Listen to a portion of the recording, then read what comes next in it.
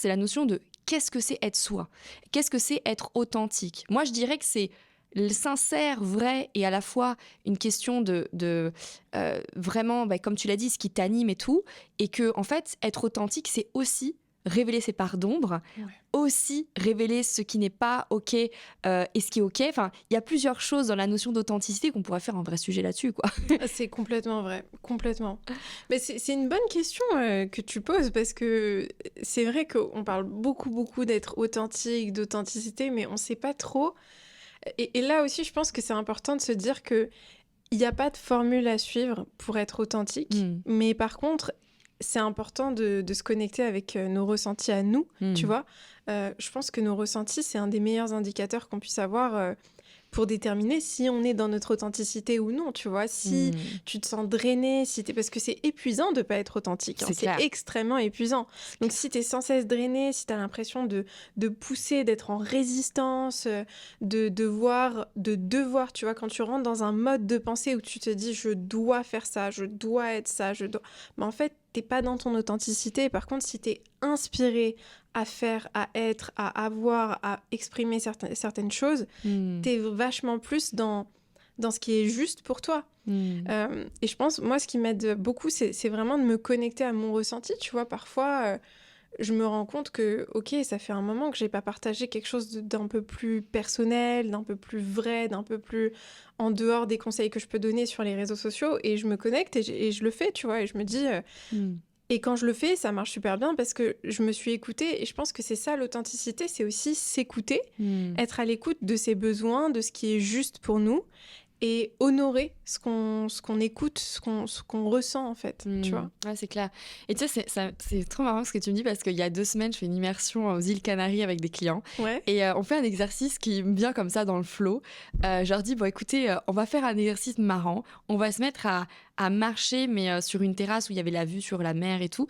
Et là, je lance une musique. Et en gros, les gens, je leur dis, amusez-vous, ressentez le truc, ressentez dans votre corps, etc. Et ensuite, on rentre dans un exercice d'écriture. Et là, il y a des choses qui sortent créatives qui n'avaient jamais pensé avant, tu vois.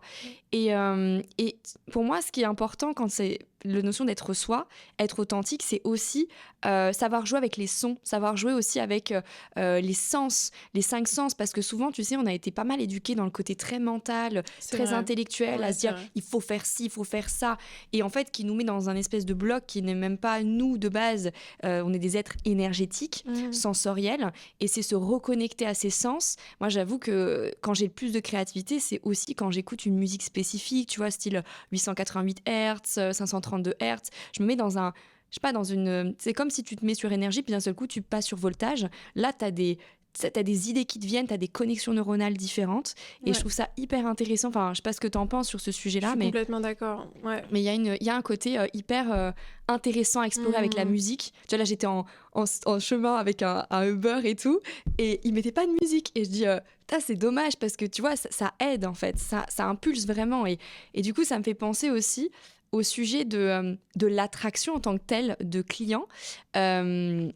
Toi, qu'est-ce qui, selon toi, dans ton contenu, te permet d'attirer véritablement tes clients d'âme voilà, qu'est-ce qui permet de les attirer, en fait, selon toi? Il y a plusieurs choses. Je dirais la première chose qui permet d'attirer les bonnes personnes dans ta communauté, c'est ta capacité, comme on l'a dit, à être toi-même. Parce que au-delà des mots que tu vas employer, il y a ce que tu exprimes de manière non verbale, en fait, tu vois. C'est vrai. Et ça, c'est quelque chose sur lequel on peut pas vraiment faire semblant, tu vois. On se connecte ou on se connecte pas, tu vois. C'est clair. Et je pense que, par exemple, je te donne un exemple avec moi. Moi, j'ai un côté très, très sensible, très posé. Mais les gens ressentent ma sensibilité quand je parle, tu vois. Donc, je sais que j'attire aussi à moi des personnes qui ont une certaine sensibilité, qui arrivent à capter des détails que tout le monde ne capte pas forcément. Donc, il y a qui tu es, ce que tu fais transparaître dans tes vidéos, et ça, c'est pour ça que moi, j'adore le format vidéo, parce que tu peux pas te cacher, entre guillemets, derrière des posts ou des phrases, etc. On te voit, on voit tes expressions, on voit ta manière de t'exprimer, etc. On écoute ta voix aussi. Et comme tu dis, ça fait appel au sens parce que même en écoutant une voix, juste en écoutant, tu peux capter des émotions, tu peux capter tellement de petites choses subtiles. Euh, Ça, c'est au niveau plus de ta manière d'être. Ensuite, il y a les choses que tu partages.